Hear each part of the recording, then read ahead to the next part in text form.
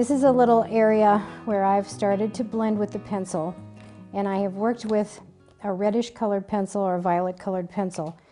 And all I did was keep the pencil point sharp, keep working on the little edge, and as I worked from one side to the other of the rectangle, I just decreased the pressure of the pencil. So eventually, by the time I got clear up here, it was just the weight of the pencil making the light colored mark. Then I went back in with another color, and when I did the same thing with the other color, going in the other direction and working back into the first color.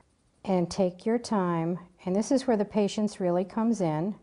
I'm very patient when I do this. I'm not always patient with everything else, but I am very patient with this. And as I work, I turn the pencil, and you can see why colored pencil takes a long time to do. So as I keep working, I'm just applying the color, and I'm trying to really apply it very smoothly. And I'm using not really, really heavy pressure, but I'm using a medium pressure. And here it doesn't really matter, and I can keep the pressure going pretty much almost to halfway.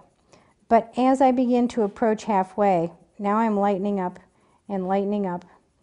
And I'll adjust this as I go. It's not going to be perfect as I work on it. It takes a while to get it to this point.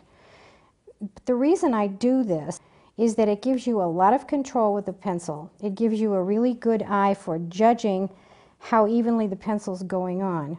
And the blends that you can make and the changes in value are what make things look realistic. Yes, it helps to be able to draw. Yes, you need to be able to draw. You need to understand what perspective is. You need to understand foreshortening. All that has to do with drawing and proportion. But when you get to the color part, the color is really important, and the changes in color and value are what make objects look three-dimensional.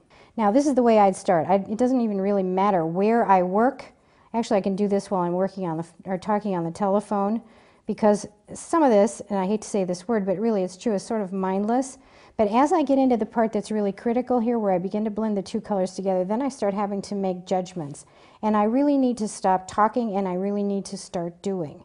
So I'm not going to finish the whole thing, but I will show you when I would get down to this point. You see how I've already started to grip the pencil a lot farther back. I'm not pressing very hard, and I would put a little bit of color here. My overlapping circles will probably get a little bit bigger, and I will turn and work from different angles to try and get the color to evenly go on. And I can even go back and forth like this, and I won't get stroke overlap here, but it just helps to put the color on very, very lightly. And then as I work back in, I'll just use more and more pressure.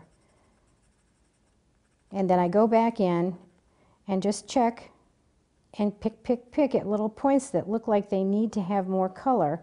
And eventually this will just turn out to be very, very smooth and gradually work into the darker, so that when I'm finished, it'll look pretty much like this.